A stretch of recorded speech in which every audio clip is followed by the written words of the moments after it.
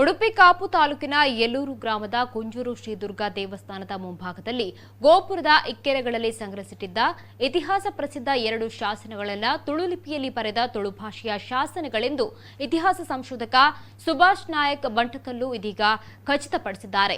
ಶಾಸನದ ಕಲ್ಲಿನ ಬರಹದ ಮೇಲೆ ಶಿವಲಿಂಗ ಮತ್ತು ಸೂರ್ಯಚಂದ್ರರ ಉಬ್ಬು ಶಿಲ್ಪವಿದೆ. ಮತ್ತೊಂದು ಶಾಸನದಲ್ಲಿರುವ ಅಕ್ಷರಗಳು ಅಸ್ಪಷ್ಟವಾಗಿ ಓದಲಾಗದ ಸ್ಥಿತಿಯಲ್ಲಿದೆ. ಪಳಂ ತುಳು ಆಗಿರೋದ್ರಿಂದ ಶಬ್ದ ಸಂಯೋಜನೆ ಕಷ್ಟ ಸಾಧ್ಯವಾಗಿದೆ. ಶಾಸನದ ಒಂದು ಸಾಲಿನಲ್ಲಿ ತುನರಪುರತ್ನಯೇ ಮುಂದುವರೆದರೆ ಮುದಲಾಯ ಮುಂತಾದ ಶಬ್ದಗಳು ಸಿಗುತ್ತವೆ. ಈ ಶಾಸನದಲ್ಲಿ ಉಲ್ಲೇಖವಾಗಿರುವ ವಲ್ಲ ಮಹಾದೇವನು ಆಳುಪರ ಅರಸ ವಲ್ಲಭದೇವನೇ ಆಗಿದ್ರೆ ಈ ಶಾಸನದ ಕಾಲ ಕ್ರಿಸ್ತಶಕ 1230 ರಿಂದ 1250 ಆಗಿದೆ. ಅಂದ್ರೆ 13ನೇ ಶತಮಾನದ್ದಾಗಿರಬಹುದು ಅಥವಾ ನಮ್ಮ ಹಿರಿಯರು ಹೇಳುವ ಹಾಗೆ ಈ ಶಾಸನ ಎಲ್ಲಿಂದಲೂ ಇಲ್ಲಿ ತಂದು ಹಾಕಿದ್ರು ಎಂಬ ಅಭಿಪ್ರಾಯವೂ ಇದೆ.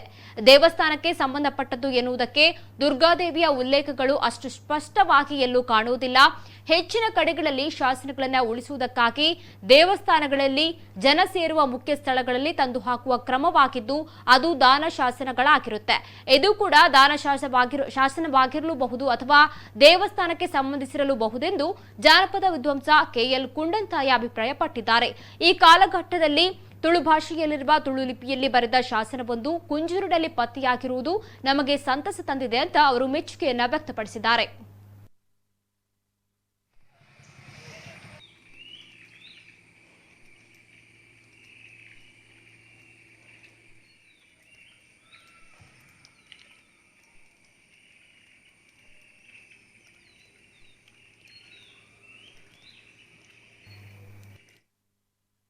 ಈ 67 ವರ್ಷದ ಹಿಂದೆ ಈ ದೇವಸ್ಥಾನ ಈ ಕ್ರಮದಲ್ಲಿರಲಿಲ್ಲ. ಜೀರ್ಣೋದ್ಧಾರ ಪೂರ್ವದೊಂದು ಬಹಳ ಹಿಂದಿನ ಒಂದು 67 ವರ್ಷದ ಹಿಂದೆ ಒಂದು ಹಳೆಯ ಒಂದು ಗೋಪುರ ಇತ್ತಲ್ಲಿ. ಆ ಗೋಪುರದ ಮುಂಭಾಗದಲ್ಲಿ ಈಗ ಹೇಗೆ 2 ಶಾಸನಗಳಿದೆ ಅದೇ ಜಾಗದಲ್ಲಿ ಈ ಶಾಸನಗಳಿತ್ತು.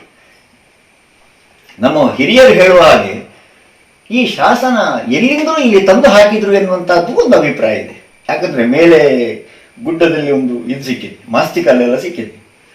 ಅದಕ್ಕೆ ಸಂಬಂಧಪಟ್ಟ ಹಾಗೆ ಈ ಕಲ್ಲು ಇದ್ದಿರಲೂಬಹುದು. ಮತ್ತೆ ದೇವಸ್ಥಾನಕ್ಕೆ ಸಂಬಂಧಪಟ್ಟದ್ದು ಎನ್ನುವುದಕ್ಕೆ ಈ ಶಾಸನದಲ್ಲಿ ಯಾವುದೇ ನಮ್ಮ ದುರ್ಗಾದೇವಿಯ ಉಲ್ಲೇಖಗಳು ನಮಗೆ ಅಷ್ಟು ಸ್ಪಷ್ಟವಾಗಿ ಕಾಣೋದಿಲ್ಲ.